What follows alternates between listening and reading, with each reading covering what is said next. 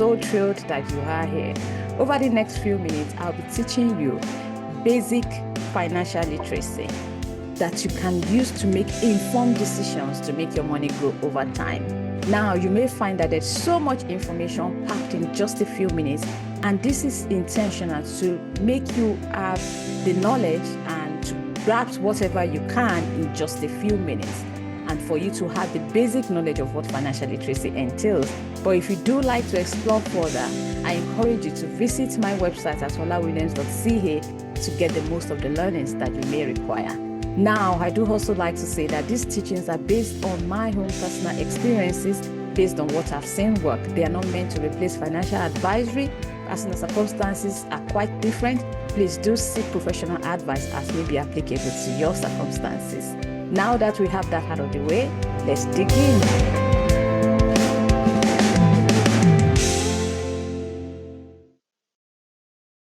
So this is an introduction. I've identified 8 key steps to having the basic knowledge of money management. We will go through each of these. There are essentially 7 learning modules, with the 8th step being a game you are encouraged to play. As the saying goes, action does bring clarity. The more you play, the more you master the game of money management. Why did I create this course? I'm a certified accountant with over 2 decades of money management training. But even with this, I've made some mistakes in my financial decisions over the years. And you may wonder why. After all, I've had a training to know better. Well, as you will learn on this financial literacy journey, there is a psychology to money. And because of that, we often make money decisions based on emotions rather than logic. The full story of the errors I've made is shared in the wealth building course, the detailed course. But the important thing to know for this class is that I resolved to learn from my mistakes. Over the years, my passion for wealth creation and investment persisted, driven by a belief that financial growth is attainable for everyone, regardless of starting point. I embarked on a journey to educate and guide others as well. Recognizing the transformative power of sound investment strategies, I established several successful businesses. Today, I empower younger mothers and businesses alike to navigate the complexities of money management through teaching of financial literacy. The lessons in this class are kind of like the note I made to my younger self. Think of it like a younger mommy version of me.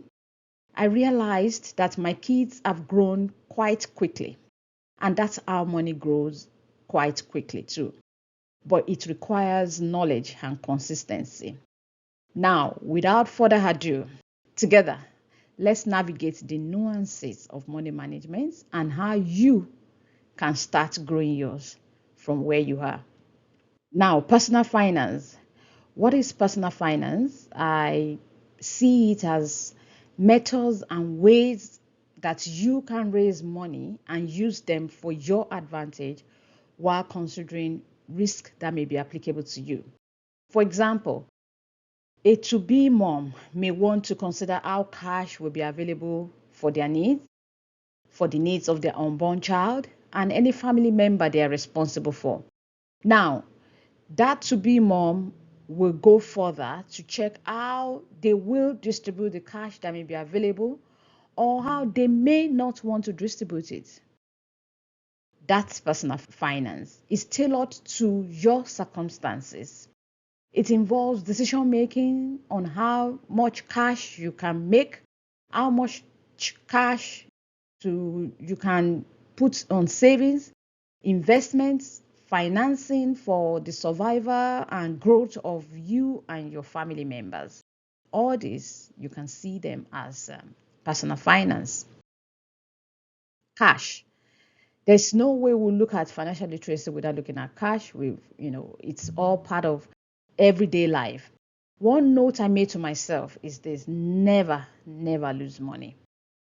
After this, and I say this is the first rule. And then my second rule is I remember this first rule.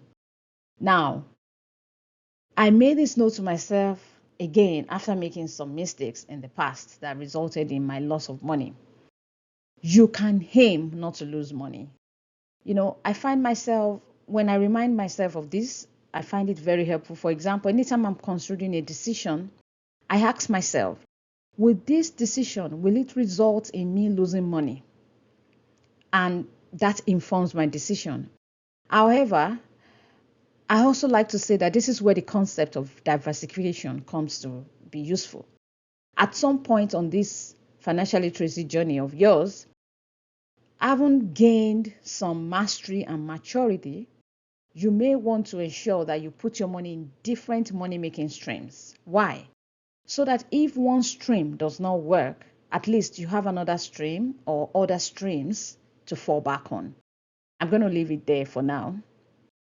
Now, noting not to lose money, you set how you want to distribute your cash in line with your personal goals. For example, if you plan celebrating let's say, your child's 10th year birthday, then you can first determine what is attainable with your incoming cash, and that is planning, determining what is achievable. You are planning your cash. Now, after having defined what is achievable, you want to allocate part of your incoming money to what you have identified. For example, let's look at our example of the 10th year birthday of your child. You've said, okay, it's achievable. I think I'm going to be able to do this. Then you want to allocate a part of your cash that is coming or that you have towards that birthday. That is budgeting. I find myself not good at sitting down, nickel diming with Excel. And I've tried this severally, it just doesn't work. So what I find helpful, however, is automated budget applications. For example, there's a fantastic template by the government of Canada. You can give it a go. You can just type budgetplannercanada.ca in Google and you should be able to find it. If you're having trouble finding it, you can get in touch with me and I'll get you a copy. It's free to download. The controlling part of your cash. Now, we've talked about planning, budgeting. We're moving to the controlling part. I find automation also useful here. As much as you can, you want to automate your cash distribution. For example, if you know you'll be putting, say, $20 away in savings accounts each month, then you want to check with your bank on setting that up without any action required from you month on month. It also includes, activities that help you to keep up with your mandatory responsibilities. For example, your personal tax filing at the end of the year. By keeping up with it, by setting up automated reminders, you are controlling activities that has to do with your cash. So that is controlling. Lastly, here, I would like to mention tracking. And tracking is a bit different. Life happens and you should adapt as life happens. This means you should be open to adjust your cash planning, your cash generally in line with how life is moving, how, the moving parts in your life. Let's talk about debt now. Some people have told me, well, they really would do anything not to owe anybody money. First of all, debt is money you owe people, or money you owe a party. Now, I don't have, it's like I said, money is very, very emotional and there's a psychology to it. If you would rather do away or you don't like debt, I understand the sentiments. However, my experience is that you can use debt to your advantage. How? With the right financial education, you can know where to take debt that will maximize returns to you and your family. An example is mortgage, if that is in line with your financial goals. The key thing to be aware of is you want to take money that you can safely return and that you can safely, you can act consistently to reduce the debt over time. Any money that you take to use as a leverage, you want to make sure that you can consistently reduce it over time. But be careful here. I've made a note to myself. Debt can be heavy to carry. So I make sure I can roll my debt along my journey just like a 4-wheel travel bag. If you look at this gentleman in our picture here, it looks as if he's struggling to carry that load on his back, and you don't want to struggle like that. You want to make sure, that's why I talk about the money you can safely take, that you can safely return consistently over time, because you want to make sure that the debt you owe, think about it like you have imagine a 4-wheel travel bag and a 2-wheel travel bag, in on a journey. Who do you think will have a better trip, like easier to maneuver the travel bag? I bet it's going to be the 4-wheel travel bag person. So that's the way you want to look at debt. You want to be able to move it, very swiftly along on your financial management journey. Savings and investments. Now, if you go online, there are many rules of what percentage you should be saving from the cash that is coming to you. And that's all good. Even financial institutions have some expectations and guidance for you as well. But the value I hope you get from this class is practical methods that you can explore that may work for you. I've identified that it's easier for me to determine a convenient amount I want to set aside without any judgment for myself. Only me know that amount. That will not result in any kind of judgment. I will still be able to live my life the way I want to live it, in a very responsible manner.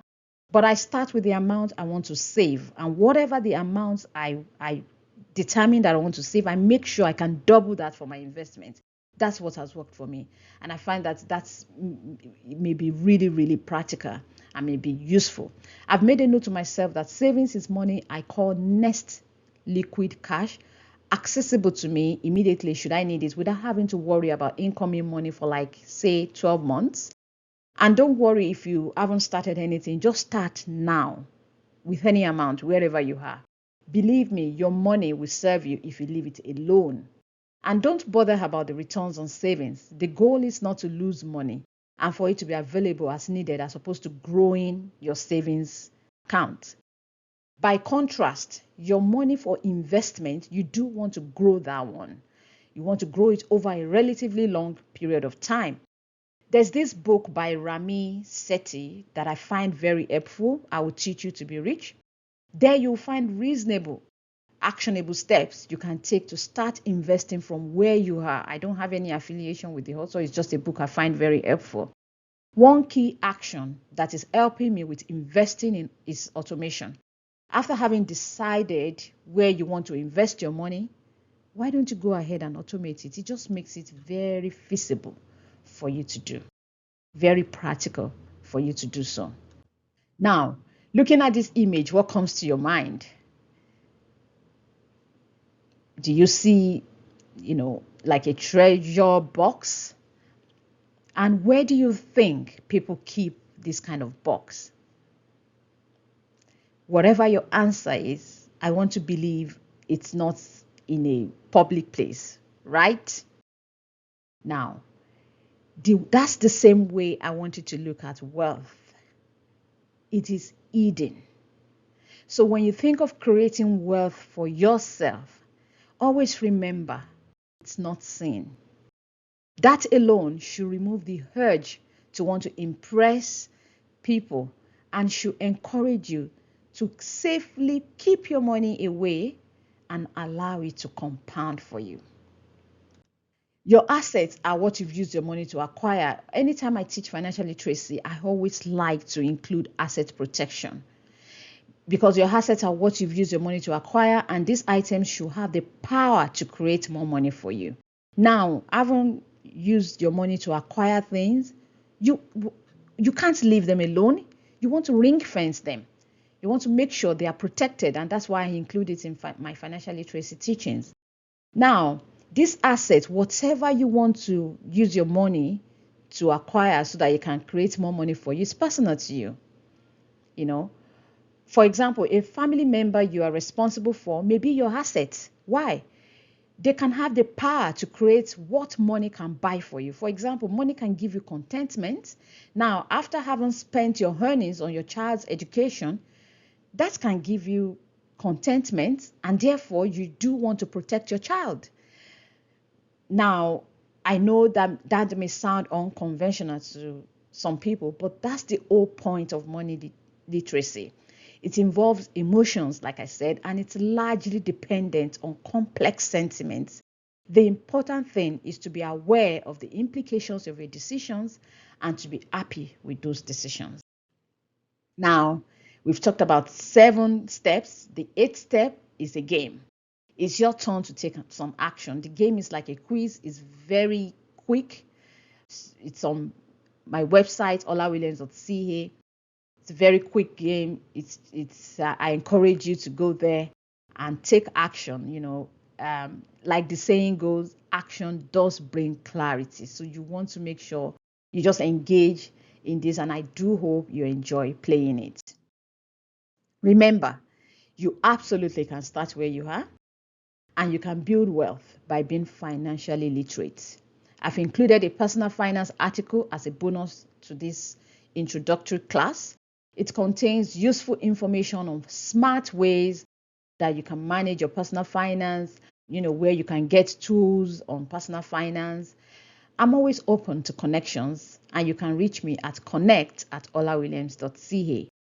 If you do like to continue your learning with me, you should click on the next learning link available in this video. Remember, let's continue to learn together and be encouraged to keep on connecting. Thanks very much for your time. I really do hope that this class has been useful for you.